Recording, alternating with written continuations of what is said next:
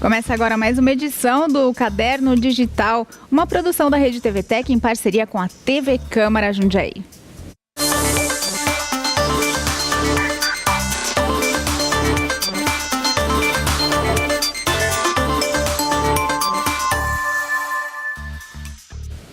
Muito obrigada por acompanhar o nosso trabalho aqui no programa Caderno Digital, programa de entrevistas da Rede TVTec em parceria com a TV Câmara. A gente traz bastante informação, variedades, prestação de serviços, histórias bacanas para você.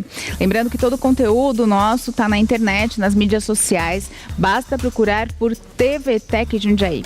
E hoje a gente vai falar sobre tratamento de dependentes químicos, também prevenção do uso de drogas, orientação aos familiares e aquele assunto polêmico que é a liberação da maconha e outras drogas. Para isso eu convidei o Walter Henrique Schuller, que é terapeuta nessa área de dependência química. Walter, obrigada pela presença, por ter aceitado o nosso convite.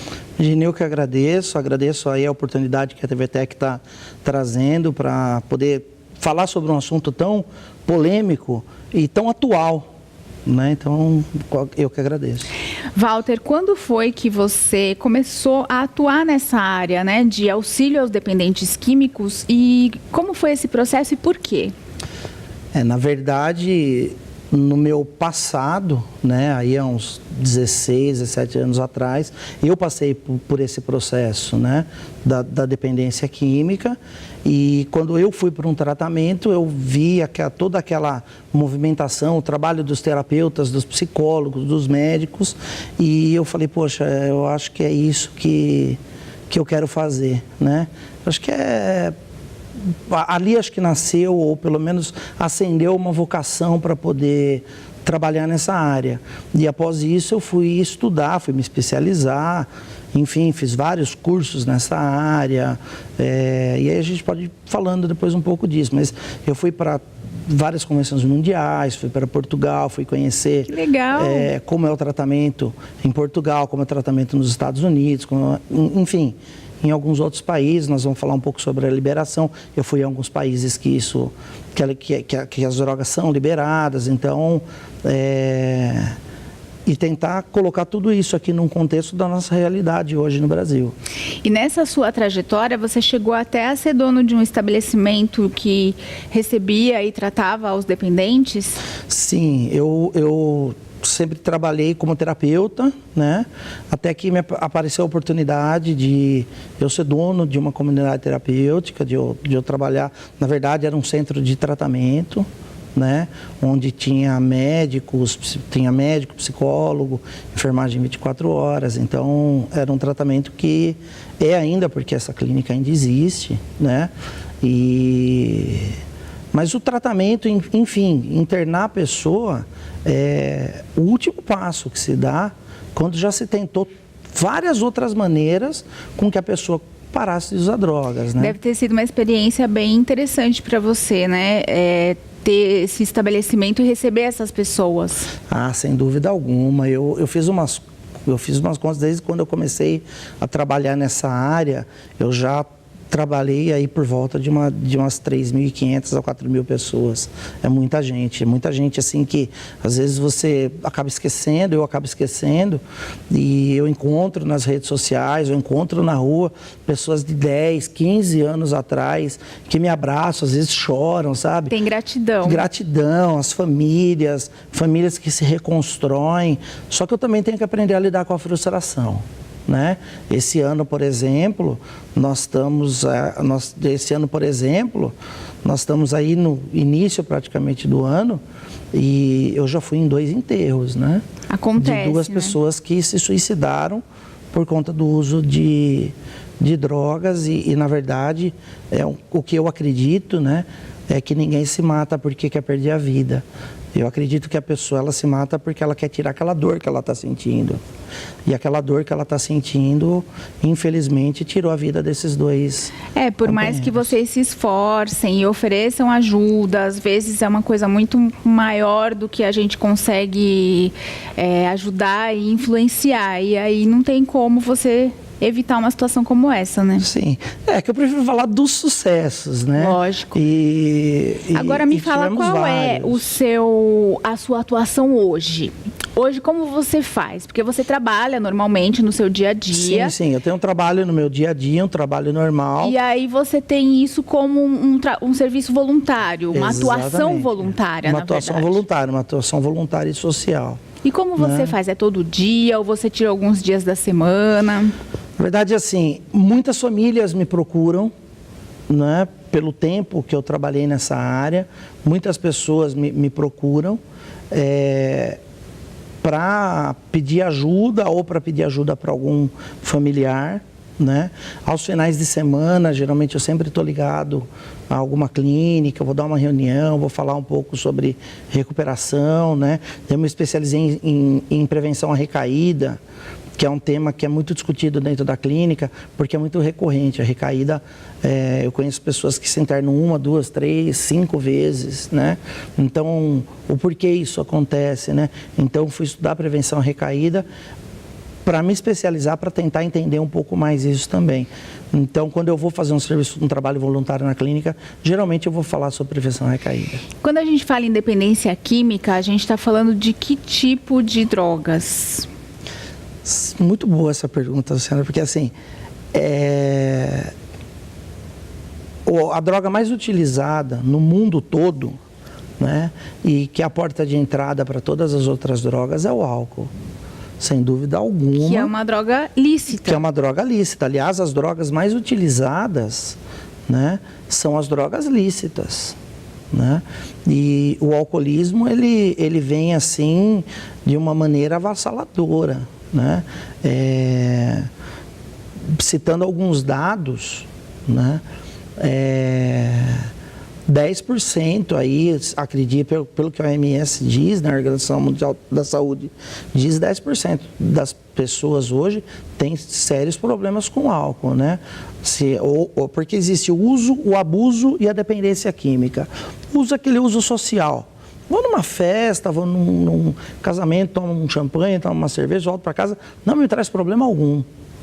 O abuso, o uso nocivo, né, é quando já começa a me trazer grandes problemas, porque sempre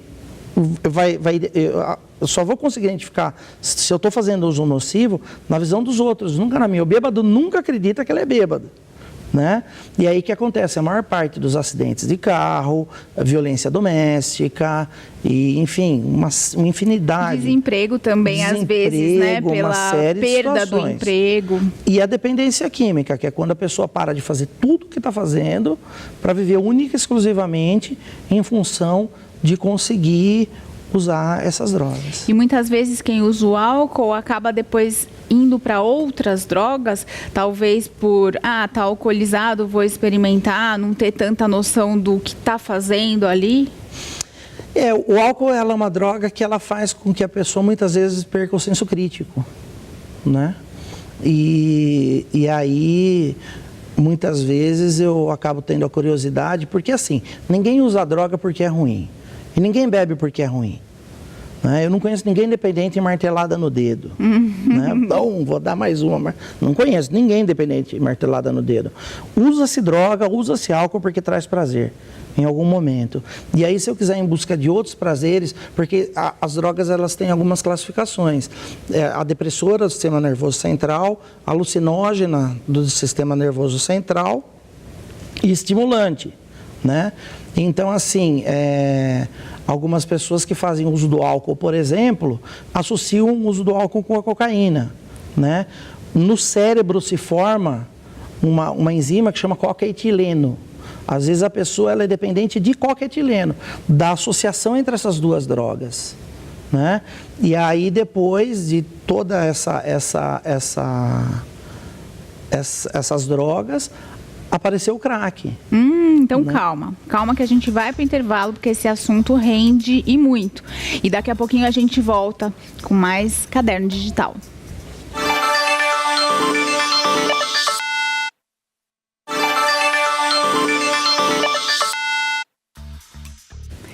Caderno Digital de volta. Hoje o nosso assunto é sério, é dependência química. Eu estou conversando com o Valtinho, o Walter Henrique Schuller, que é terapeuta e atua nessa área. Ele estava me contando a respeito das drogas, né, do álcool, que muitas vezes abre portas para outras drogas, como a cocaína, e ele estava me falando sobre o crack. O crack é um problema sério da sociedade, né, da sociedade brasileira, acredito que de outros países também, mas no Brasil a situação está fora de controle, né? Sem dúvida nenhuma, é uma epidemia, né? Isso não tenho dúvida de te falar. Eu acredito que cada século teve um mal, sabe? Se for estudar a origem do ser humano, nós tivemos vários maus, né? E eu não tenho dúvidas em dizer que o grande mal do século XXI é a dependência química, porque ela destrói o dependente químico e destrói a família, né? E o crack, ele veio de uma maneira assim avassaladora. Eu me lembro, por exemplo, vou fazer uma analogia bem simples, para eu que passei dos 40 já. Eu lembro que o primeiro videoclipe que fez sucesso foi Thriller, do Michael Jackson. Sim. E as pessoas andavam assim nas ruas, né, no cemitério, nas ruas, e eles eram da mesma cor, né, com a mesma roupa, não dava para saber se era homem, se era mulher. Porque, né, eram mortos-vivos, eram zumbis. Hoje em dia, se você pegar nos semáforos e nos locais onde tem muito uso de droga, você vai ver essas pessoas lá. Roupas rasgadas. Roupas rasgadas, você já não consegue mais distinguir, né? O ser humano chega no nível animal por conta da droga. Eu vou te explicar o porquê disso. A cocaína, a diferença da cocaína para o crack. A cocaína, ela é usada geralmente, né, pela via nasal. Ela é aspirada. Toda droga, para ela fazer efeito, ela tem que entrar na corrente sanguínea, ir para o cérebro, né? E o cérebro vai produzir a sensação do prazer, né? Isso acontece com tudo. Isso acontece também com a comida, isso acontece com o sexo, isso acontece com tudo que traz prazer. No caso da droga, ela tem que entrar na corrente sanguínea, vai para o cérebro e traz essa sensação. A mucosa nasal, ela absorve de 30% a 33% do princípio ativo da cocaína. O resto é mistura, escorre, enfim, não entra na corrente sanguínea. O crack, ele é fumado. Ele é uma pedra, né? E ele é fumado. O pulmão tem muito mais vasos sanguíneos. Então absorve de 90% a 94%, 95% do princípio ativo. Então, assim, a cocaína e o crack são a mesma droga. A diferença é a maneira com que ela é utilizada. E o preço, né? Porque dizem que o crack é bem mais acessível. O preço do crack é mais acessível, porém a compulsão para se usar ele é muito maior. Porque a pessoa quer sentir aquela sensação. Porque a partir do momento que ela sente aquela sensação de prazer tão grande, logo depois ela vem sentindo na mesma proporção uma sensação de depressão. É a queda. E para aquela depressão passar, a pessoa precisa usar mais uma. Então, aí é a dependência. É por isso que a pessoa vai usando, o dependente vai usando tanto dessa maneira. E geralmente nos relatos, quando você conversa com esses dependentes, eles te falam o quê? Que eles se envolveram nisso de que maneira?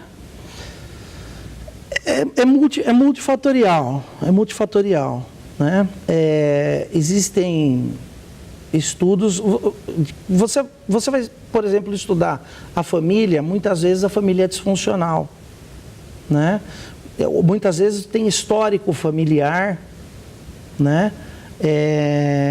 Já mostrando que a pessoa tem aquela probabilidade de desenvolver a dependência.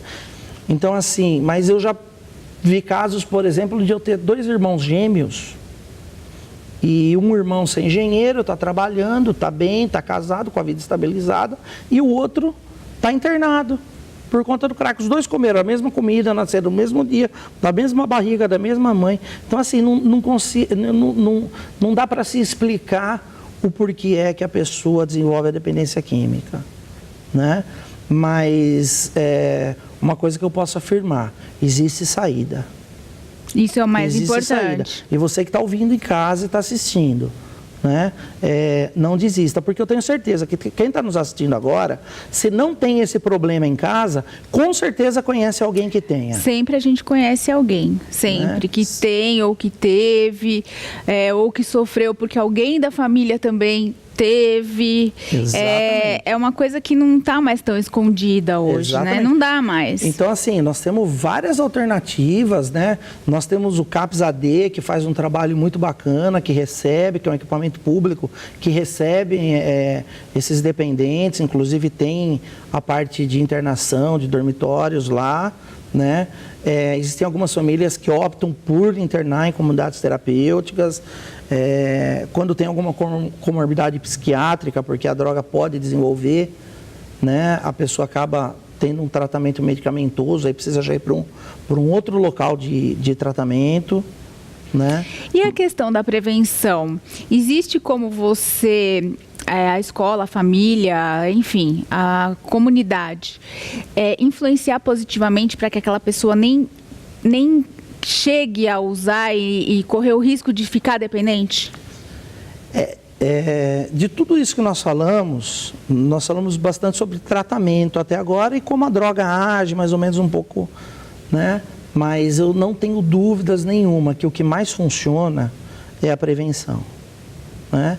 Eu acredito que os esforços devem ser focados na prevenção, e a prevenção ela pode começar dentro de casa, né? Falar do assunto. Falar do assunto e ter o exemplo dentro de casa também. Porque como que eu vou querer que meu filho não beba, não dirija alcoolizado, não desenvolva dependência química, se todo final de semana que eu estou em casa, no que meu filho chega em casa... eu estou bebendo, eu estou alcoolizado, a maioria das vezes o primeiro uso de álcool ou o primeiro uso de drogas acontece dentro de casa, né? É a mãe que compra aquele remédio para dormir sem receita, é o pai que não consegue passar um final de semana ou ir para uma praia ou ir para algum lugar sem beber, né? Isso também é prevenção. Eu não estou sendo hipócrita aqui em querer dizer que as pessoas não devem fazer, não é isso que eu estou querendo dizer. O que eu estou querendo dizer é que a prevenção ela já começa dentro de casa e ela se estende, né? Ela deve se estender pela escola, pelo círculo de amizade, por uma religião que você siga, enfim, de várias maneiras. Mas eu tive a oportunidade de estar em 2016 em Portugal. Eu faço parte de uma ONG de São Paulo, que chama Liga da Prevenção. E nós fomos convidados pelo governo de Portugal para ir lá conhecer como funciona o programa de redução de danos deles e o programa de tratamento deles lá, né? E nós estivemos no Observatório Europeu de Toxicodependência. E lá o Brasil aprendeu, nós aprendemos muita coisa lá. Interessante. Eu vou querer que você me conte alguma coisinha no último bloco, porque agora a gente vai para o intervalo de novo e daqui a pouco a gente volta. Então você fica aí, acompanhe com a gente o Caderno Digital, que a gente ainda tem mais um bloco de entrevista. Até já.